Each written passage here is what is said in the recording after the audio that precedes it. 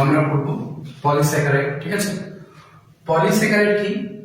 ছোট ছোট ছোট ছোট কার্বোহাইড্রেটের অণু পরস্পরের সঙ্গে যুক্ত হয়ে একটা বৃহৎ আকার কার্বোহাইড্রেট অণু তৈরি হচ্ছে, তাকে বলা হচ্ছে পলিস্যাকারাইড। ঠিক আছে,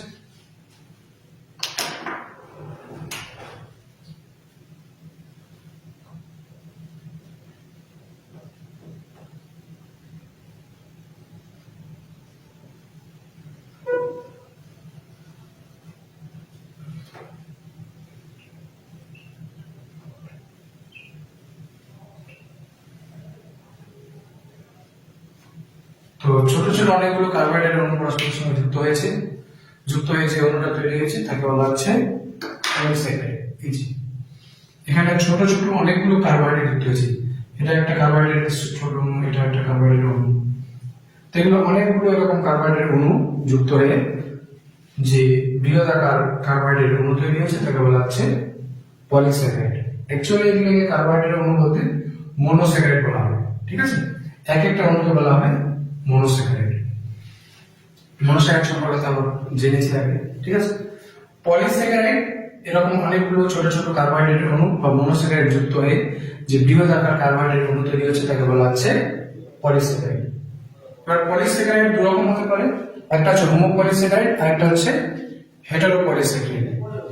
হোমোপলিস্যাকারাইড আর হচ্ছে হেটারোপলিস্যাকারাইড। হোমোপলিস্যাকারাইড কি জানিস, যে বলছে কি টাইপ অফ ওয়ান পলিমার, শুধুমাত্র ভুল বললাম, টাইপ অফ ওয়ান মনোমার। যখন এই যে বৃহৎ আকার অণুটা যে তৈরি হয়েছে, বড় যে পলিস্যাকারাইড তৈরি হয়েছে, এখানে শুধু এক প্রকারেরই অণু আছে। মনে করো এই যে এক একটা ছোট ছোট ইউনিট দেখতে পাচ্ছি আমরা, এক একটা ছোট ছোট মনোস্যাকারাইড দেখতে পাচ্ছি, সবগুলো গ্লুকোজ, এটা গ্লুকোজ, এটা গ্লুকোজ, এটা গ্লুকোজ, এরকম সবগুলো গ্লুকোজ।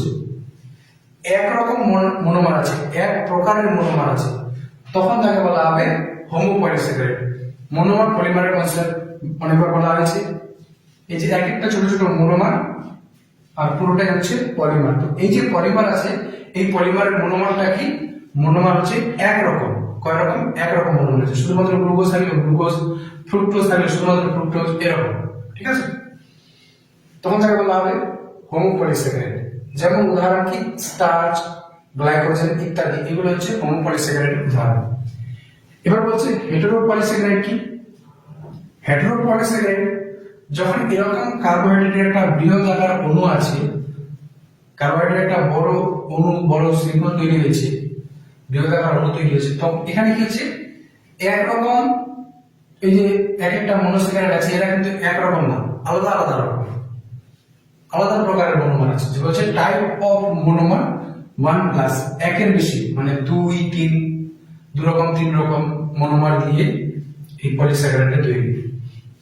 এখানে কি বলতে যাচ্ছে, যে মনে করো একটা গ্লুকোজ আছে, তার সঙ্গে হয়তো ফ্রুক্টোজ আছে, আবার গ্লুকোজ আছে, আবার ফ্রুক্টোজ আছে, আবার ফ্রুক্টোজ, ফ্রুক্টোজ, ফ্রুক্টোজ, আবার গ্লুকোজ, গ্লুকোজ, গ্লুকোজ, এরকম। তার মানে এই যে বৃহৎ আকার অণুটা যে তৈরি হয়েছে, এখানে কয় রকম আমরা অণু দেখতে পাচ্ছি? 2 রকম দেখতে পাচ্ছি, একটা দেখতে পাচ্ছি গ্লুকোজ আর একটা দেখতে পাচ্ছি ফ্রুক্টোজ। তো এরকম, তাহলে এখানে মনোমার কি হবে? এই পলিমারের চেনটাতে এই পলিমারের মনোমার কি হবে? 2 রকম হবে, একটা গ্লুকোজ, একটা ফ্রুক্টোজ।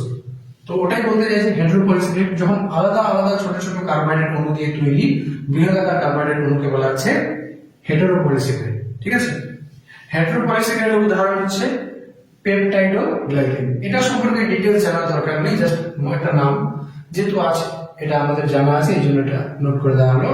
পেপটাইডোগ্লাইকেন হচ্ছে একটা হেটারোপলিস্যাকারাইড। পেপটাইডোগ্লাইকেন কি দিয়ে তৈরি? এটা 2 রকম মনোস্যাকারাইড, একটা হচ্ছে ন্যাগ আর একটা হচ্ছে নেম। এই দুটো মনোস্যাকারাইড দিয়ে মিলে, এই দুটো মনোমার দিয়ে আমাদের পেপটাইডোগ্লাইকেনটা তৈরি হয়। ন্যাগ আর হচ্ছে নেম, ন্যাগ আর নেম এই দুটো মিলে পেপটাইডোগ্লাইকেনটা তৈরি হয়। একটা মনে রাখতে পারো, হেটারোপলিস্যাকারাইডের এক্সাম্পল পেপটাইডোগ্লাইকেন। পেপটাইডোগ্লাইকেন কোথায় পাওয়া যাবে? ব্যাকটেরিয়াল সেল ওয়াল, ব্যাকটেরিয়ার কোষ প্রাচীরে পেপটাইডোগ্লাইকেন থাকে। পেপটাইডোগ্লাইকেন দিয়ে ব্যাকটেরিয়ার কোষ প্রাচীরটা তৈরি।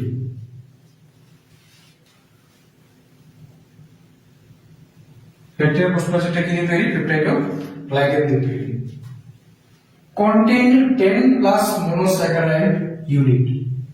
এই যে পলিস্যাকারাইড গুলোর কথা বলছি, এখানে কতগুলো কার্বোহাইড্রেট বলতে মনোস্যাকারাইডের ইউনিট থাকবে। এই যে বড় শৃঙ্খলটা তৈরি হচ্ছে, এখানে মিনিমাম কতগুলো ছোট অণু থাকবে, তাহলে আমি একে পলিস্যাকারাইড বলবো। কতগুলো অণু পরস্পরের সঙ্গে যুক্ত হয়ে একটা শৃঙ্খল তৈরি করবে, যাকে আমরা পলিস্যাকারাইড বলবো। তো বলছে কি কন্টেইন 10 প্লাস, যদি 10 এর বেশি মনোস্যাকারাইড ইউনিট পরস্পরের সঙ্গে যুক্ত হয়ে পলিস্যাকারাইডটা তৈরি করে, তাহলে তাকে 10 এর বেশি অণু যদি পরস্পরের সঙ্গে যুক্ত হয়ে বৃহদাকার স্যাকারাইড তৈরি করে বা কার্বোহাইড্রেট তৈরি করে, তাহলে তাকে বলবো আমরা পলিস্যাকারাইড। আচ্ছা, যদি একটা ইউনিট থাকে তাহলে কি বলা হচ্ছিল? মনোস্যাকারাইড। আর যদি 2 থেকে 10টা মধ্যে ইউনিট থাকে তাহলে তাকে বলছিলাম আমরা অলিগোস্যাকারাইড। এবার 10 এর বেশি হলেই তখন পলিস্যাকারাইড। 10টার বেশি যদি মনোস্যাকারাইড অণু পরস্পরের সঙ্গে যুক্ত হয়ে থাকে, তখন তাকে বলবো আমরা পলিস্যাকারাইড। আর যদি দুটো অণু পরস্পরের সঙ্গে যুক্ত হয় তাহলে তাকে কি বলবো? ডাইস্যাকারাইড। যদি দুটো মাত্র কার্বোহাইড্রেট পরস্পরের সঙ্গে যুক্ত হয়ে আছে, তখন তাকে কি বলবো আমরা? ডাইস্যাকারাইড। যদি 3টা অণু যুক্ত হয় ট্রাইস্যাকারাইড, 4টা অণু হলে টেট্রাস্যাকারাইড। যখন 10 এর বেশি হয়ে গেল, অণু সংখ্যা 10 এর বেশি হয়ে গেছে, তখন তাকে বলবো আমরা পলিস্যাকারাইড। তো এটা হয়ে গেল আমাদের কন্টেইন 10 প্লাস পলিস্যাকারাইড। এবার বলছে অল পলিস্যাকারাইডস আর নন রিডিউসিং সুগার। এটা দিয়ে প্রশ্ন হয় এমসিকিউ, যে which of the following is non reducing sugar. তাহলে যতগুলো আমরা পলিস্যাকারাইডের নাম পাবো সবগুলোই নন রিডিউসিং, ঠিক আছে? অলমোস্ট আমাদের যা পড়া আছে সবগুলোই নন রিডিউসিং। এখন যা এক্সেপশন আছে ওগুলো হায়ার ক্লাসে। হচ্ছে অল পলিস্যাকারাইডস আর নন রিডিউসিং সুগার। সমস্ত পলিস্যাকারাইড গুলো হচ্ছে non reducing sugar. Number of monosaccharides unit. বলছে মনোস্যাকারাইড ইউনিট যদি n হয়, এখানে ইফ দিয়ে দেওয়া যাক, ইফ যদি number of monosaccharide unit n হয়, যদি n সংখ্যক মনোস্যাকারাইড ইউনিট পরস্পরের সঙ্গে যুক্ত হয়। এখানে কত সংখ্যক যুক্ত হয়েছে? 14। কত সংখ্যক? 14। তার মানে এখানে n এর ভ্যালু কত হলো? 14, তাই না? and glycosidic bond n-1। তাহলে এই যে পলিস্যাকারাইডটা তৈরি হলো, এখানে মনোস্যাকারাইড ইউনিট আছে 14টা, তাহলে n এর মান হলো 14। তাহলে এখানে গ্লাইকোসিডিক বন্ড কতগুলো হবে? গ্লাইকোসিডিক বন্ধন কতগুলো হবে? হচ্ছে n-1। তার মানে গ্লাইকোসিডিক বন্ধনের সংখ্যা হবে এখানে হবে 13টা, গ্লাইকোসিডিক ইউনিট হবে 14টা। তো গ্লাইকোসিডিক বন্ড কত হবে? n-1। গ্লাইকোসিডিক বন্ড কি জিনিস? দুটো কার্বোহাইড্রেটের অণু বা দুটো মনোস্যাকারাইডের অণু পরস্পরের সঙ্গে যে বন্ধন দ্বারা যুক্ত থাকে তাকে বলা হচ্ছে গ্লাইকোসিডিক বন্ধন। এই যে একটা মনোস্যাকারাইড আছে, একটা কার্বোহাইড্রেট অণু আছে, আরেকটা অণু আছে, এই যে এরা দুজন পরস্পরের সঙ্গে যুক্ত হয়েছে, মাঝখানে একটা বন্ধন দেখা যাচ্ছে, ঠিক আছে? এই যে মাঝখানে দাগটা আছে, রেখাটা আছে, এই বন্ধনকে বলা হবে গ্লাইকোসিডিক বন্ধন। এর আগে আমরা পড়েছি পেপটাইড বন্ধন কি হচ্ছিল? একটা অ্যামাইনো অ্যাসিড আরেকটা অ্যামাইনো অ্যাসিডের সঙ্গে যুক্ত ছিল, তখন তাদের মাঝখানে যে বন্ধন তৈরি হয়েছিল তাকে কি বলা হচ্ছিল? পেপটাইড বন্ধন। তো এরকম কি হবে, যখন একটার সঙ্গে আরেকটার, একটা কার্বোহাইড্রেটের সঙ্গে আরেকটা কার্বোহাইড্রেট যুক্ত থাকবে, তখন তাকে বলা হবে গ্লাইকোসিডিক বন্ধন। তাহলে এই যে বন্ধনগুলো দেখতে পাচ্ছি আমরা, এগুলো কি? গ্লাইকোসিডিক বন্ধন, গ্লাইকোসিডিক বন্ড, ঠিক আছে? তাহলে এখানে গ্লাইকোসিডিক বন্ধন কতগুলো হচ্ছে? যদি 14টা কার্বোহাইড্রেটের অণু পরস্পরের সঙ্গে যুক্ত হয়ে বৃহদাকার কার্বোহাইড্রেট তৈরি করে, তাহলে এখানে হবে 13টা গ্লাইকোসিডিক বন্ড। তাহলে গ্লাইকোসিডিক বন্ড n-1। তাহলে যদি প্রশ্ন করা হয় যে in a polysaccharide we will found that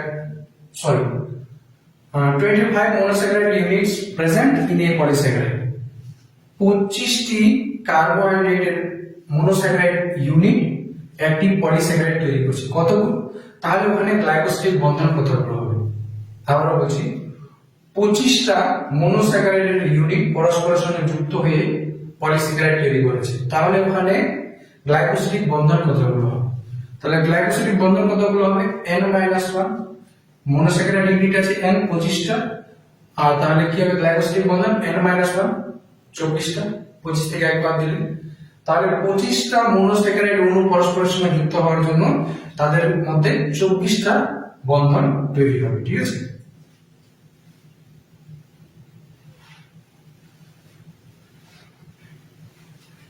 আচ্ছা এই যদি আবার এটাকে হাইড্রোলাইজ করা হয়, এই যে n সংখ্যক মনোস্যাকারাইড ইউনিট দিয়ে এই বৃহদাকার অণুটা তৈরি হলো, পলিস্যাকারাইড তৈরি হলো। আবার একে যদি আমি হাইড্রোলাইসিস করি, হাইড্রোলাইসিস করলে কি হবে? এই বন্ধনগুলো ভেঙে যাবে, সবগুলো বন্ধন ভেঙে যাবে, সব বন্ধন ভেঙে যাবে। তাহলে এই পলিস্যাকারাইডকে যদি আমি হাইড্রোলাইজ করি তাহলে আবার n সংখ্যক মনোস্যাকারাইড ইউনিট পাবো। তার মানে এখানে কতগুলো আছে? n মানে 14টা মনোস্যাকারাইড ইউনিট দিয়ে তৈরি হয়েছে আমাদের এই পলিস্যাকারাইডটা। আবার বলছি 14টা মনোস্যাকারাইড ইউনিট দিয়ে তৈরি হয়েছে আমাদের এই পলিস্যাকারাইডটা। তাহলে একে যদি আমি আবার হাইড্রোলাইজ করি, জল দিয়ে আবার মানে ভেঙে দেওয়া হয়, ঠিক আছে, বন্ধনগুলো ভেঙে দেওয়া হয়, তাহলে আবার 14টা ছোট ছোট ইউনিট পাবো, তাই না? তাহলে ওটাই বলছে যে ইফ ইট হাইড্রোলাইজ, যদি একে জল দ্বারা ভেঙে দেওয়া হয়, give n number of monosaccharide, তাহলে আবার n সংখ্যক মনোস্যাকারাইড পাবো। যতগুলো দিয়ে তৈরি হবে ততগুলোই আবার মনোস্যাকারাইড ইউনিট পাবো। 14টা মনোস্যাকারাইড ইউনিট দিয়ে পলিস্যাকারাইডটা তৈরি হয়েছে, পলিস্যাকারাইডকে যদি আমি হাইড্রোলাইজ করি তাহলে আবার 14টাই মনোস্যাকারাইড ইউনিট পাবো।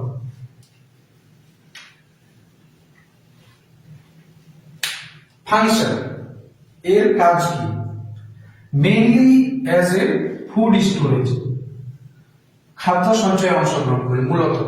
আর কি করবে? স্ট্রাকচারাল ম্যাটেরিয়াল, খাদ্য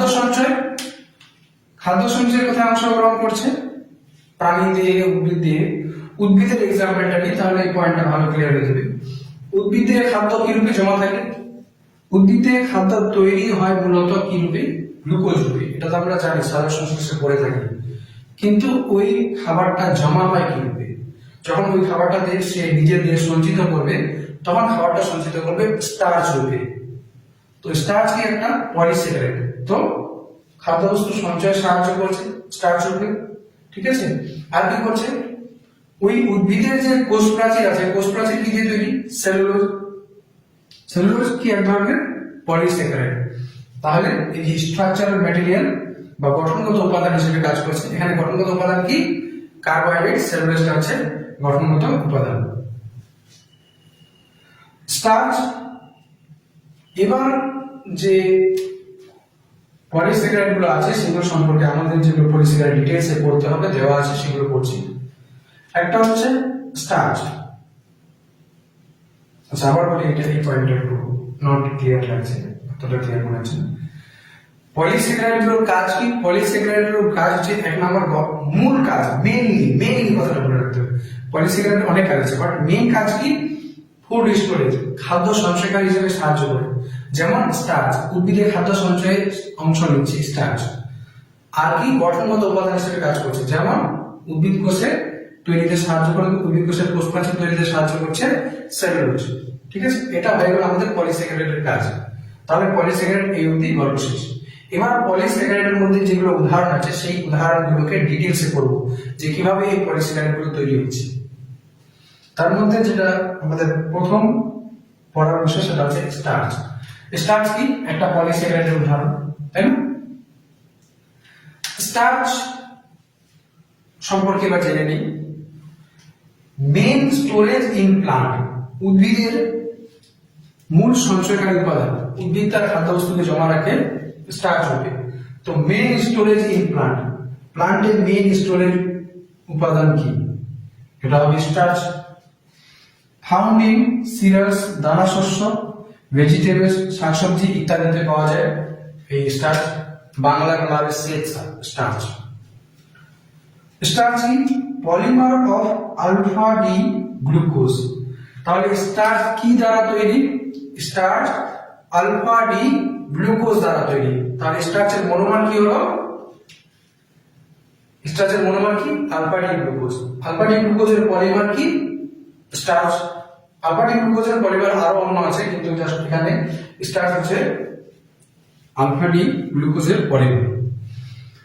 স্টার্চ কি দিয়ে তৈরি? আলফা ডি গ্লুকোজ দিয়ে তৈরি। Most important diet for us, যেহেতু মোস্ট কথাটা আছে এই জন্য এটা আমাদের জন্য আবার মনে রাখা একটু আবার ইম্পর্টেন্ট হয়ে যাচ্ছে। তাহলে আমাদের সবথেকে গুরুত্বপূর্ণ খাবারের মধ্যে একটা কি? সেটা হচ্ছে স্টার্চ। আলফা ডি গ্লুকোজ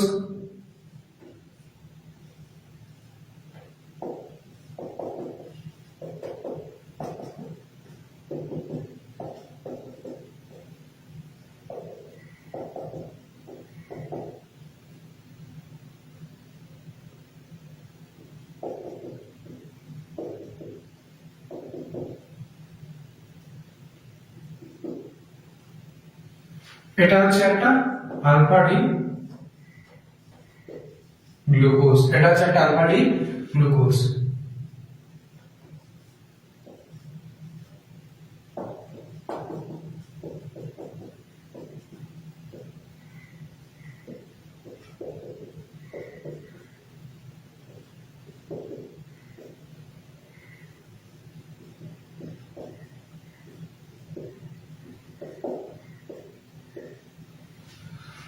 এটা আরেকটা আলফা ডি গ্লুকোজ।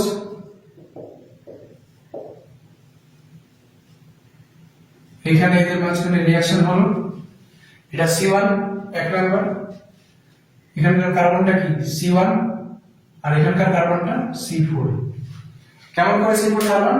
এখানে 1 2 3 4 5 6, এখানে 1 2 3 4, এই যে 4 নম্বর কার্বন। এখানে 4 নম্বর কার্বনের সঙ্গে কি আছে? হাইড্রোক্সিল আছে। এখানে 1 নম্বর কার্বনের সঙ্গে কি আছে? হাইড্রোক্সিল আছে। এটা এই দুটো পরস্পরে বিক্রিয়া করছে, বিক্রিয়া করে কি হচ্ছে? জল বের হচ্ছে -H2O।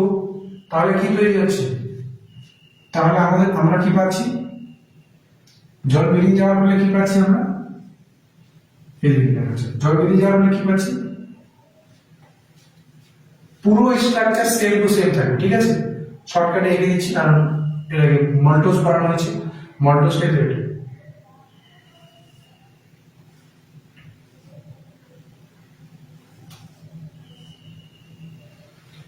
তো এখানে কি ছিল? এখান থেকে H2O, একটা H বেরিয়ে যাচ্ছে, তাই না? একটা H বেরিয়ে গেল, আরেকটা H বেরিয়ে গেল, আরেকটা অক্সিজেন বেরিয়ে গেল। একটা অক্সিজেন পড়ে থাকছে, ওই অক্সিজেনটা দিয়ে এরা বন্ধন তৈরি করবে, ওই অক্সিজেনটা দিয়ে এরা বন্ধন তৈরি করবে, এই যে বন্ধন, ঠিক আছে? তাহলে এখানে কত নম্বর কার্বন আছে? C1। এই পাশে আছে কি C1 আছে, এখানে আছে C1, আর এই পাশে কি আছে? এটা C4 কার্বন, তাই না? তো আচ্ছা, এই দুটো কি আছে? Alpha D glucose. এটা আলফা ডি গ্লুকোজ, এটা আলফা ডি গ্লুকোজ। এখানে 1, এটা 4, তাহলে কি হবে? Alpha 1,4 glycosidic linkage.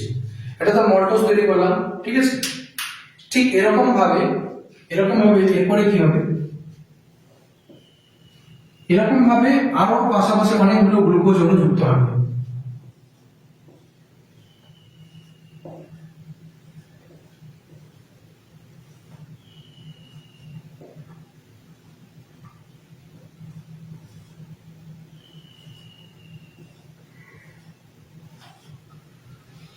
তো এরকম অনেকগুলো গ্লুকোজ অণু পরস্পরের সঙ্গে যুক্ত হলো, ঠিক আছে?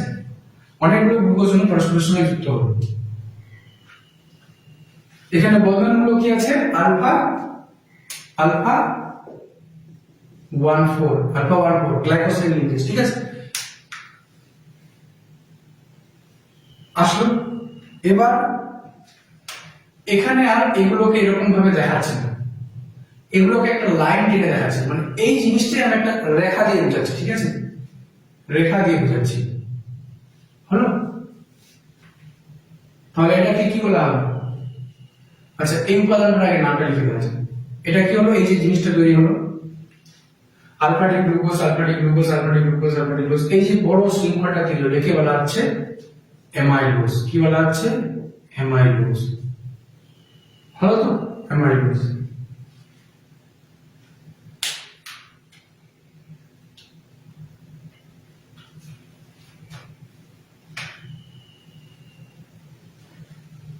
এবার তাহলে আরো কিছু অ্যামাইলোজ নিচ্ছি।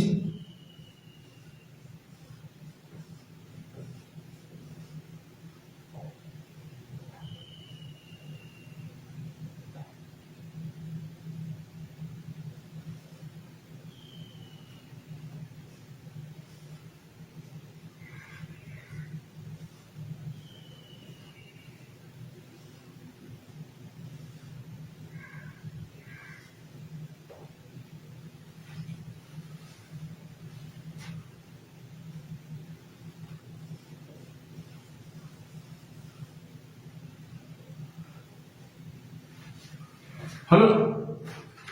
এবার দেখো একটা জিনিস, যে এই পাশে যে লিনিয়ার বন্ধনগুলো, এই যে রৈখিক ভাবে যে বন্ধনগুলো ছিল, এগুলো হচ্ছে রৈখিক বন্ধন। তাহলে এই বন্ধনগুলো কি? এই বন্ধনগুলো আলফা আলফা 1 4, ঠিক আছে? আলফা 1 4 এগুলো যে আছে, এই যে বন্ধনগুলো আছে, এগুলো সবগুলো আলফা 1 4 এরকম বন্ধন, ঠিক আছে? কিন্তু কি করছি, এদিকে আমি আরেকটা জিনিস দেখিয়েছি, এই যে এই পাশে যে বন্ধনগুলো আছে, এই এরিয়াটার বন্ধনগুলো, এই বন্ধনগুলো হচ্ছে আলফা আলফা 1 6, আলফা 1 6, আলফা 1 6 কি করে আসলো? একটা আলফাটিক গ্লুকোজ নিয়ে নিচ্ছি,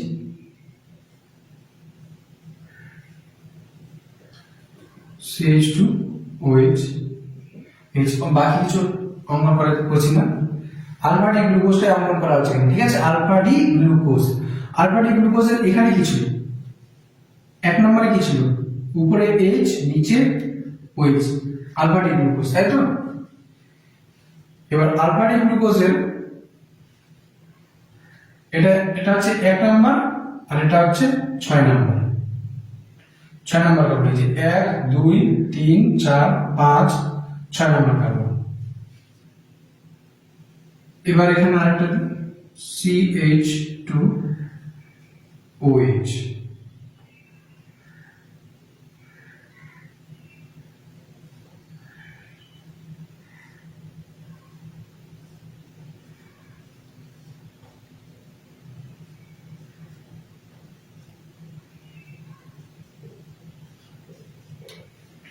হলো?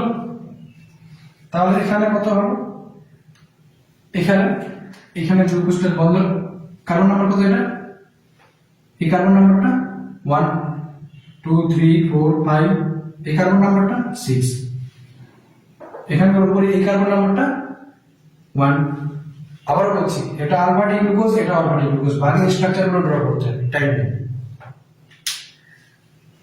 এবার বলছে 1 নাম্বার আর 6 নাম্বারের মধ্যে বন্ধন হবে। কত নাম্বারের মধ্যে বন্ধন হবে? 1 নাম্বার আর 6 নাম্বারের মধ্যে বন্ধন হবে।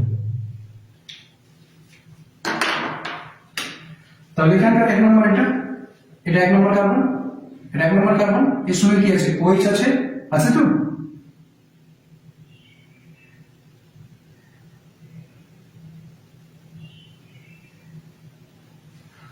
এই যে এখানকার 6 নাম্বার কার্বনের সঙ্গে যুক্ত হাইড্রোক্সিল, আর এখানে 1 নাম্বার কার্বনের সঙ্গে যুক্ত হাইড্রোক্সিলের মধ্যে বিক্রিয়া হবে। এখানে 1 নাম্বার কার্বনের সঙ্গে যে হাইড্রোক্সিল আছে, আর এখানে 6 নাম্বার কার্বনের সঙ্গে যে হাইড্রোক্সিল আছে, এদের মাঝখানে বিক্রিয়া হলো। বিক্রিয়া হয়ে কি বেরোলো? এখান থেকে কি বেরোবে? আবার বেরোবে H2O, জল বেরিয়ে গেল, তাই না? জল বেরিয়ে গেল। তাহলে এখানে, আচ্ছা, আর একটু ভালো করে বোঝানোর জন্য এখানে দিয়ে দিচ্ছি,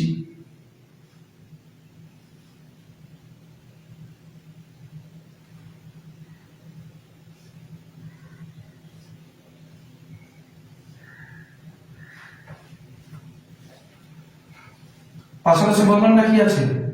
পাশাপাশি বন্ধনটা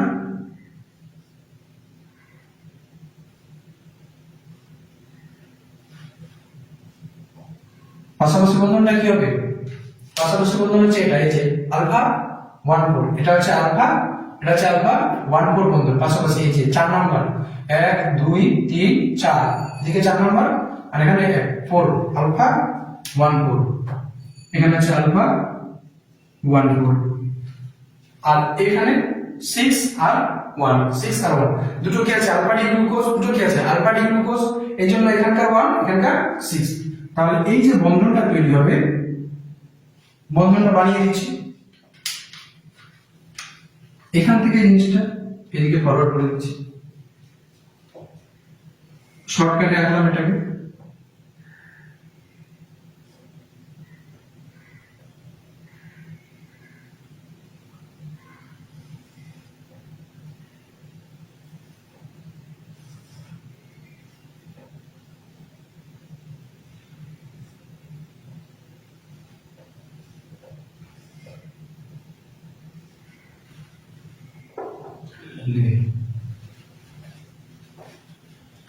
যাই হোক, যেরকম স্ট্রাকচারটা বুঝে চেষ্টা করবো।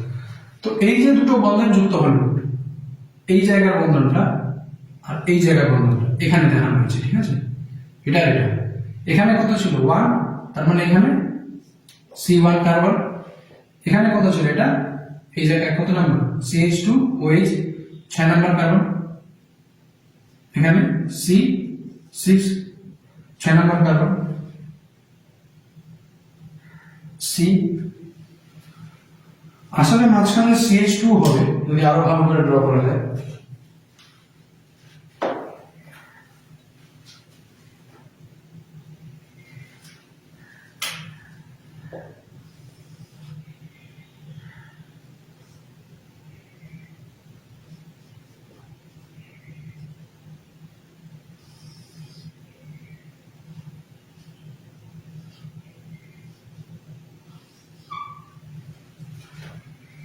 এখানে কি হবে? এখানে 1, উপরে কি আছে? কার্বন নাম্বার 1, তাহলে এখানে কার্বন নাম্বার 1, আর এই যে নিচের থেকে গেছে এই আলফা ডি গ্লুকোজ থেকে গেছে, এই আলফা ডি গ্লুকোজ এটা কয় নাম্বার কার্বন? এটা 6 নাম্বার কার্বন, তাহলে C6, আর এখানে পাশাপাশি কি বলা হয়েছে? আলফা 1 4, আলফা 1 4, আর এই যে 1 আর 6 এর জন্য এখানে যে বন্ধনটা তৈরি হলো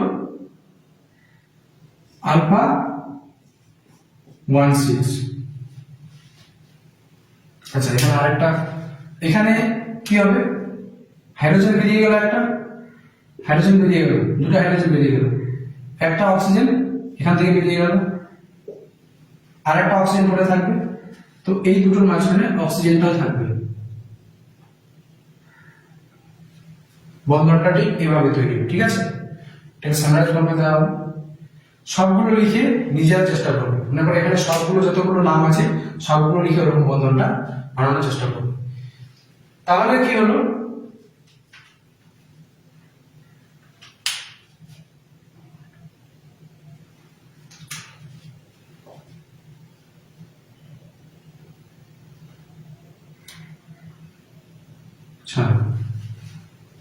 তো এই পাশের যে বন্ধনটা, এই যে এখানে দেখাচ্ছে প্রায় ঠিক একই রকম, এই জিনিসটা,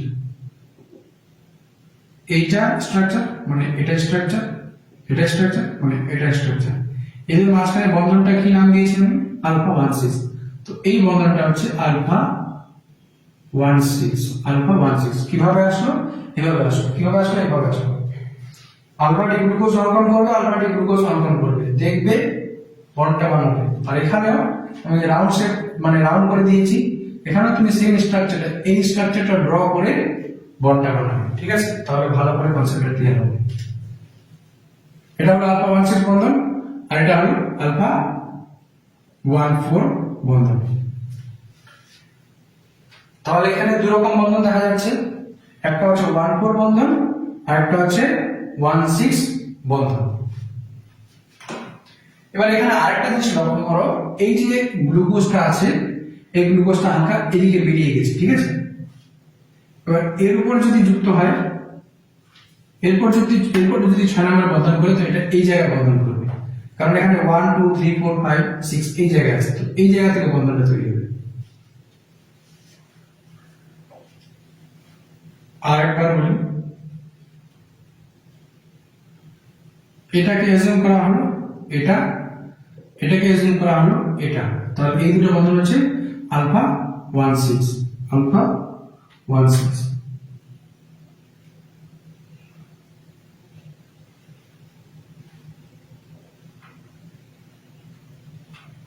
এবার দেখো, যদি আমি এটাকে অ্যাজিউম করি এটা, আর এটাকে অ্যাজিউম করি এটা, তাহলে আবার এদের মাঝখানে কি বন্ধন দেখতে পাবো আমি?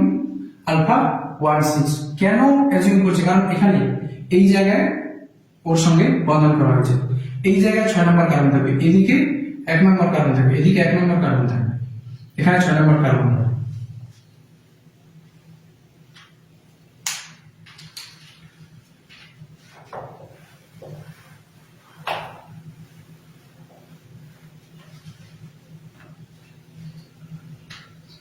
তাহলে এটাকে এবার আমি সরলরেখা দিয়ে দিচ্ছি, এই যে পুরো জিনিসটা আছে এটাকে আমি একটা সরলরেখা মনে করছি,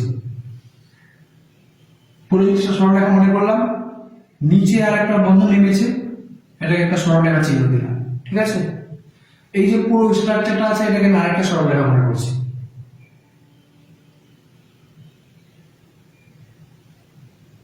এই সরলরেখা এখানে নেমে এই সরলরেখার সঙ্গে যুক্ত হয়ে গেছে, তাই না? তো এর সঙ্গে যুক্ত করে দিলাম, কিন্তু আরেকটা জিনিস এখানে দেখো একটু বেশি এদিকে গেছে, তো একটু বেশি এদিকে নিয়ে গেলাম, আবার এখান থেকে নেমে গেছে, নামিয়ে দিলাম, আবার ওটাকে একটা সরলরেখা নিয়ে নিচ্ছি, নিয়ে এই যে নেমে গেছে এর সঙ্গে যুক্ত হয়ে গেছে, তো নামিয়ে এটার সঙ্গে এটাকে যুক্ত করে দিলাম, আবার কি হচ্ছে, এটা একটু বেশি দিকে চলে গেছে, এটা একটু বেশি দিকে চলে গেছে, ওটাকে আমি এভাবে লিখলাম, ওটাকে আমি একটু এভাবে লিখলাম, ঠিক আছে? এবার কি হবে, এটা সংখ্যাটা বাড়িয়ে দিচ্ছি, 3টা আছে,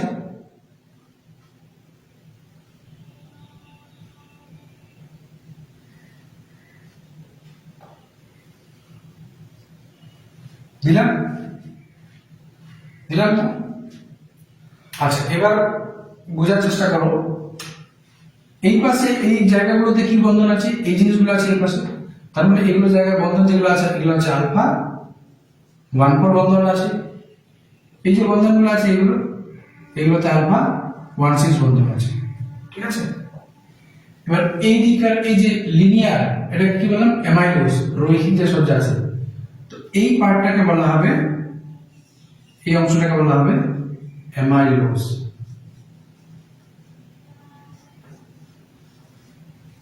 এই অংশটাকে বলা হবে অ্যামাইলোজ, ঠিক আছে? অ্যামাইলোজের মধ্যে বন্ধন কি আছে? এদিকে রৈখিক সজ্জার বন্ধন কি আছে?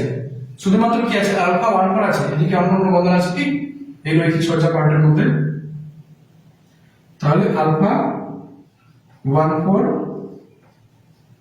গ্লাইকোসিডিক লিঙ্কেজ, ঠিক আছে? Alpha 1 4 glycosidic linkage. এবার কি হবে? আলফা 1 4 গ্লাইকোসিডিক লিঙ্কেজ, এই পার্টটা জলের মধ্যে সহজে মিশবে, তো কি হবে? এটা ওয়াটার সলিউবল,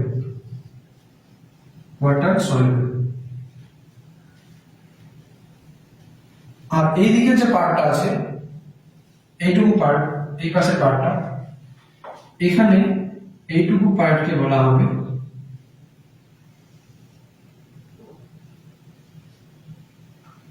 এই যে এইটুকু পার্ট, এই পাশের পার্টটা, এটাকে বলা হবে অ্যামাইলোজ, এটাকে বলা হবে অ্যামাইলোপেকটিন।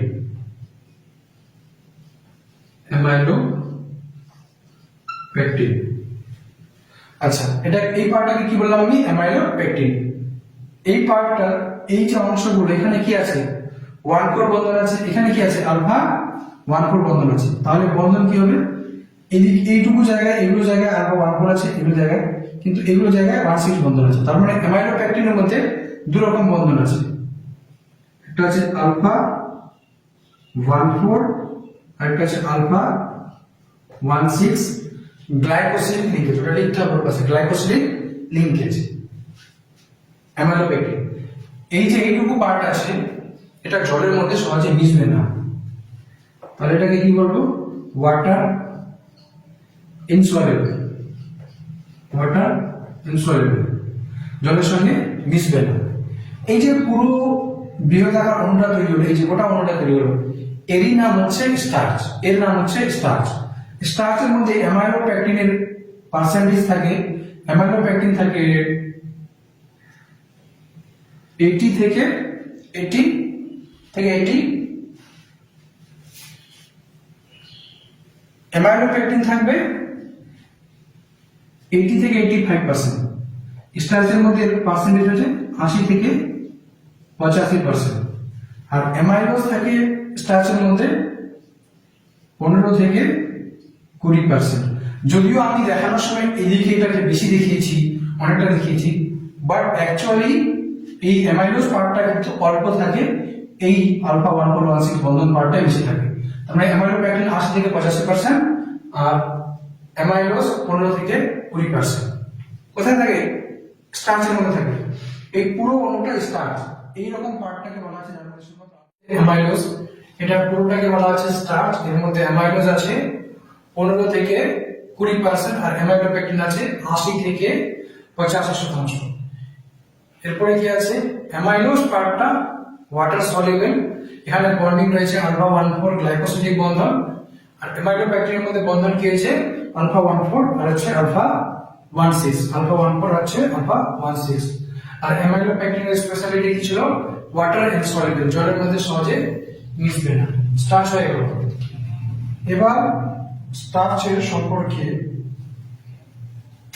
আচ্ছা আমরা এটা এভাবে ড্র করেছি এই অবধি। এবার এটাকে আরো একটা অন্যভাবে ড্র করা যাবে। এই যে জায়গাটা, এটাকে একটা রেখা দিয়ে দিচ্ছি, ঠিক আছে? দিয়ে দিলাম। এবার এই যে এখান থেকে এটা বেরিয়ে গেছে, এটা বেরিয়ে গেছে, মনে করো এটাকে আর ডিফাইন করছি।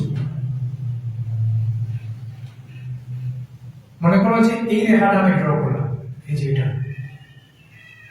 ড্র করলাম। তো এবার এখান থেকে একটা ড্র করি, এই যে এই জিনিসটা। আবার এখান থেকে একটা ব্রাঞ্চ ড্র করি, এই ব্রাঞ্চটা। এখান থেকে আরেকটা ব্রাঞ্চ ড্র করি, ড্র করলাম। বুঝে যাচ্ছে তো যে এই জিনিসটা, এইটুকু পার্টটা এখান থেকে এখানে বন্ডিংটা আছে। আচ্ছা এখানে বন্ডিং আছে মানে কি? এই জায়গার বন্ডিংটা বোঝানোর চেষ্টা করা হয়েছে এখানে। এটা আর হচ্ছে এটা। এখানে বন্ডিং কি আছে? উপর নিচে কি আছে? উপর নিচে বন্ডিং আলফা 1,6, তাই না? আলফা 1,6 বন্ধন আছে।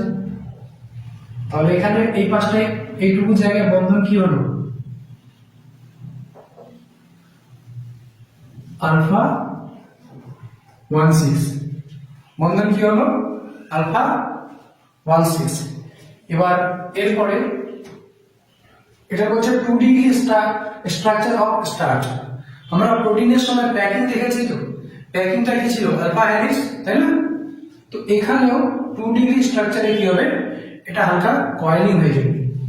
এই যে লিনিয়ার দেখা যাচ্ছে, এই জিনিসগুলো হালকা কয়েলিং হয়ে যাবে।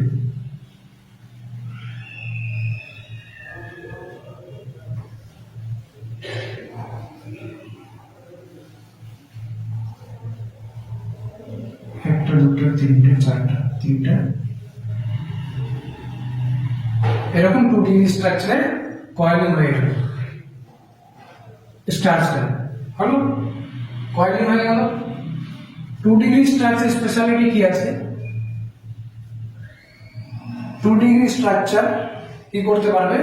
Can hold iodine. 2 ডিগ্রি স্ট্রাকচারটা আয়োডিন হোল্ড করতে পারে এবং ব্লু কালার দেবে। যেটা আমরা ফটোসিনথেসিস আমরা সালোক সংশ্লেষের পরীক্ষায় দেখবো যে সালোক সংশ্লেষ করছে সবুজ অংশ কিভাবে বুঝতে পারছি। স্ট্রাকচার অফ স্টার্চ, স্টার্চের 2D structure can hold iodine and give blue color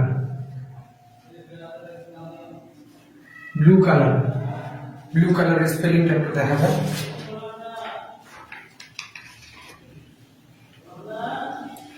blue colour, আচ্ছা OUR। তাহলে এই 2D স্ট্রাকচারের মধ্যে যদি আমি আয়োডিন দিই তাহলে এই স্টার্চটা আয়োডিনটাকে হোল্ড করে নেবে, নিয়ে ব্লু কালার দিবে। আয়োডিনটা হোল্ডিং হয় কোথায়? এই যে এই পার্টটা যদি আমি জুম করে দেখাই তোমাকে, যে এইরকম কয়েলিং আছে, তো এই জায়গাগুলোতে আয়োডিনটা আটকে যায়, এখানে এই জায়গাগুলোতে আয়োডিনটা হোল্ড হয়ে যায়। এই জন্য কি কালার দেখায়? এই জন্য এটা ব্লু কালার দেখায়। এই পাশে 1,6 আর এই পাশে যে বন্ডিং গুলো আছে এগুলো হচ্ছে আলফা 1,4। এটা তো হলো স্টার্চ। এবার স্টার্চ থেকে বানাই গ্লাইকোজেন। গ্লাইকোজেনে কি হবে? এই যে তুমি স্টার্চের গঠনটা দেখতে পাচ্ছ এরকমই হবে। দেখো, এটা মনে করো একটা অ্যামাইলোজ। অ্যামাইলোজে কি বন্ধন ছিল? আলফা 1,4 আলফা 1,4 আলফা 1,4 আলফা 1,4 হলো অ্যামাইলোজ। এখানে এসে যুক্ত হলো একটা স্টার্চের ছোট শাখা।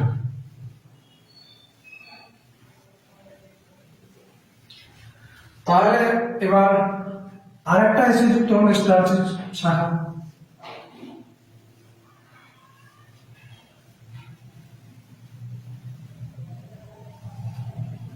রেনসেটের লাস্টে যে স্ট্রাকচারটা দেওয়া হয়েছে হলো তো। দেখো, এক একটা ছোট ছোট স্টার্চের মতো দেখতে লাগছে। এখানে বুঝবো কিভাবে জিনিসটা? এই যে এখানে এটা বন্ধন, এটা বন্ধন, এটা বন্ধন আর এটা বন্ধন। এই বন্ধনগুলো কি হবে? আলফা 1,6 বন্ধন, তাই না? আলফা 1,6 বন্ধন। আর এই পাশে যে এটা বন্ধন আছে, এই যে রৈখিক জিনিসটা আছে, মোটামুটি রৈখিক জিনিসটা যে আছে, এটা কি আলফা 1,4 বন্ধন, আলফা 1,4 বন্ধন। ঠিক একই ভাবে 1,6 1,6 1,6 আর এটা আলফা 1,4। এই পাশটা কি হবে? আলফা 1,4। এই যে বৃহদাকার অণুটা দেখা যাচ্ছে একেই গ্লাইকোজেন বলা হবে। একে কি বলা হবে? গ্লাইকোজেন। তো গ্লাইকোজেনের স্পেশালিটি কি পেলাম আমি? গ্লাইকোজেনের স্পেশালিটি স্টার্চ, কিছুটা স্টার্চের মতোই, তাই না? স্টার্চের মতোই, এখানে শুধু শাখা বেশি দেখা যাচ্ছে। স্টার্চের শাখা কম, এখানে শাখাটা বেশি। তো গ্লাইকোজেন সম্পর্কে দেখি। এই স্ট্রাকচারটা হচ্ছে গ্লাইকোজেন, ঠিক আছে?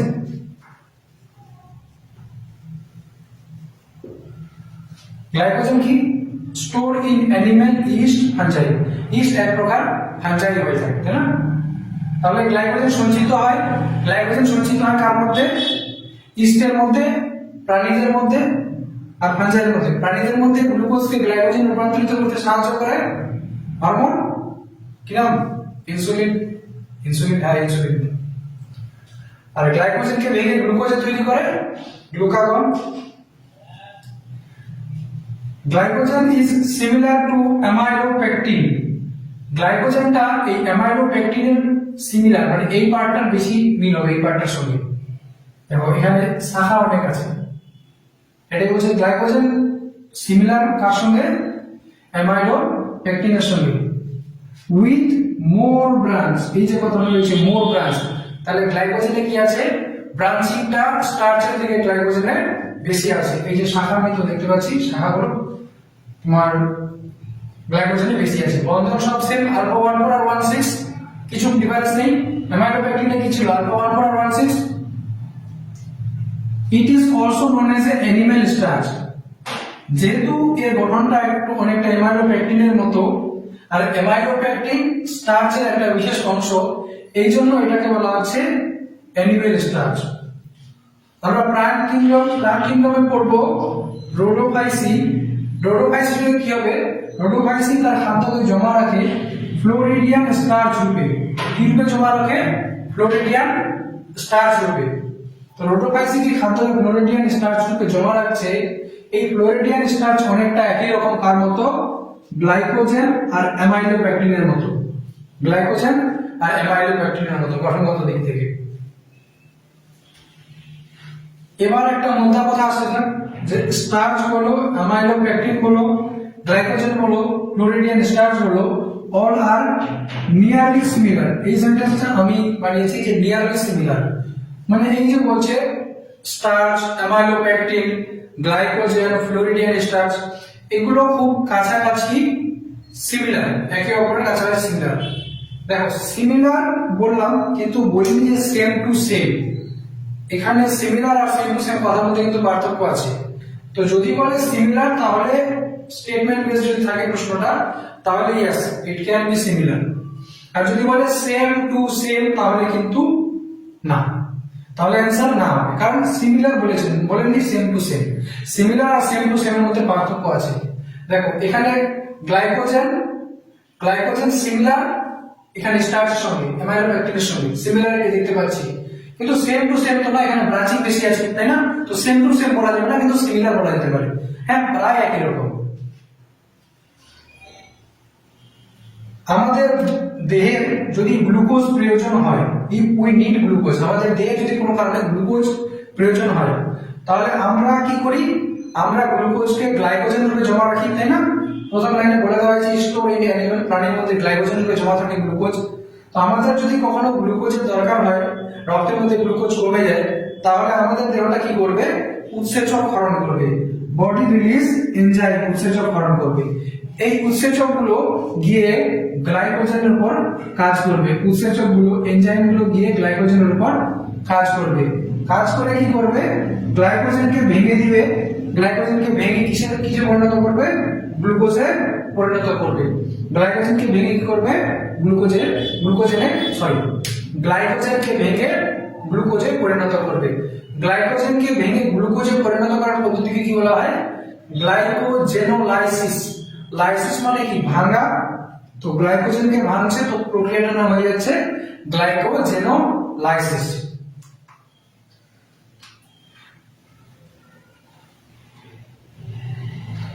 সেলুলোজ। এবার একটা গুরুত্বপূর্ণ পলিস্যাকারাইড সম্পর্কে পড়বো আমরা, সেলুলোজ।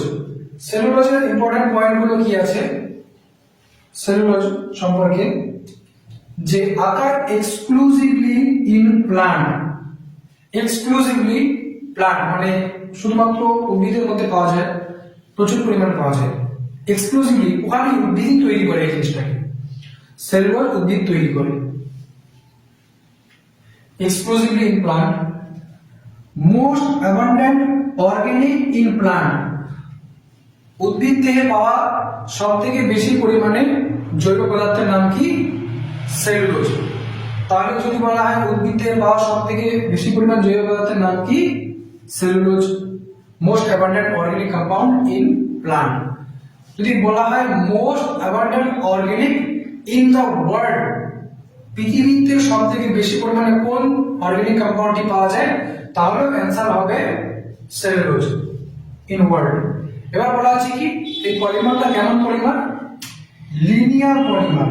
লিনিয়ার রৈখিক পলিমার। এটা কি রৈখিক পলিমার? দেখো এটা সরলরেখা আছে কি না, এটা ব্রাঞ্চিং তৈরি করেছে, শাখান্বিত পলিমার, নট লিনিয়ার পলিমার। তাহলে সেলুলোজ কেমন? Linear polymer. আচ্ছা, লিনিয়ার হোমোপলিমার। হোমোপলিমার, হোমোপলিস্যাকারাইড পড়ছি আমরা এই অবধি, হেটেরোপলিস্যাকারাইড তো শুধু একটাই আছে।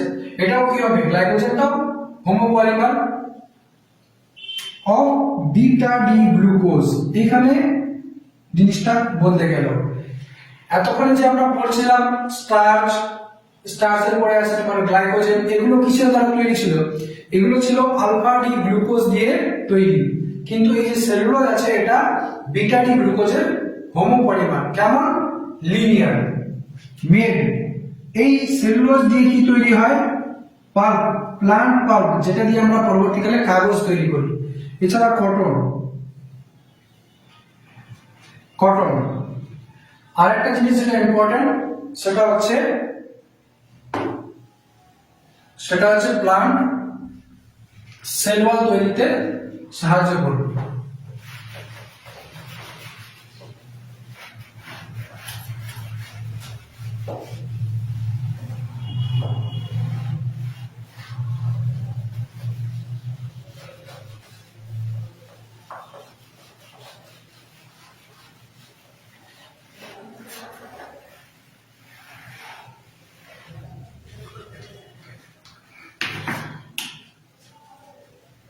এছাড়াও কি করবে?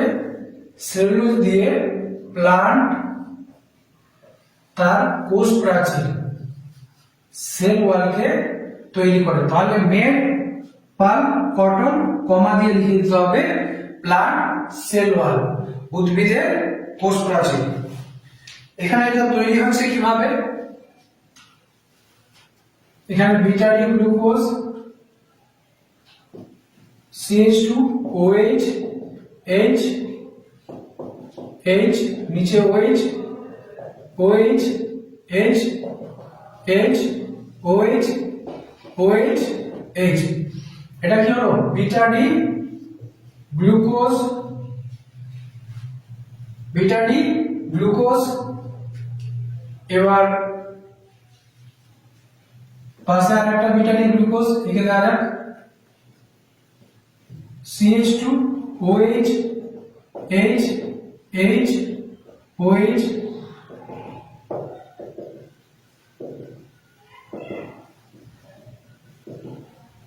তাহলে আরেকটা বিটা ডি গ্লুকোজ, এটাও কি বিটা ডি গ্লুকোজ। আরেকটা কে দেওয়া যাক লাস্ট,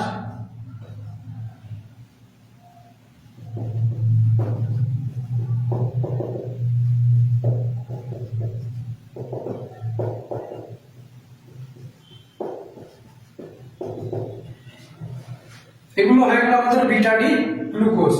দেখো বন্ধন কোথায় কোথায় হবে? কার্বন নাম্বার এটা 1 2 3 4, তাহলে এখানে 1 নাম্বার কার্বন, আর এখানে 1 2 3 4, এখানে 4 নাম্বার কার্বন। এদের মাঝখানে বন্ডিং হবে।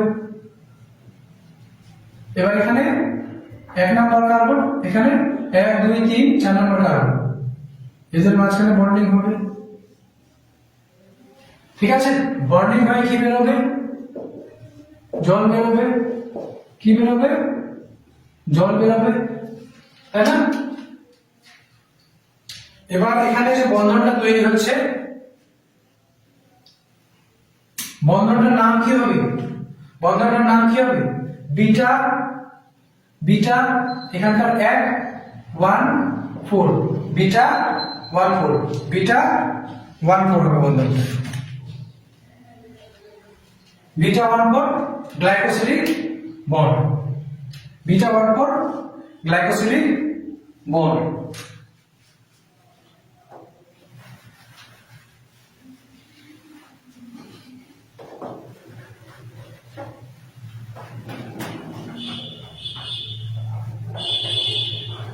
কালো কালারটা মুছতে অনেক সহজ হয়, কিন্তু এই কালিগুলো সহজে মুছে যায় না। আচ্ছা, এটাকে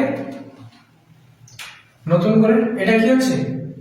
জল বেরিয়ে যাবে। তো এখানে H2, একটা H একটা H বেরিয়ে গেল, একটা অক্সিজেন বেরিয়ে গেল, শুধু একটা অক্সিজেন পড়ে আছে। শর্টকাটে দেখিয়ে দিচ্ছি, এই হলো সব গ্লুকোজ, এখানে একটা অক্সিজেন পড়ে আছে, এখানকার একটা অক্সিজেন আর এখানকার একটা অক্সিজেন, এদিকে হাইড্রোজেন, উপরে হাইড্রোজেন থাকবে। আবার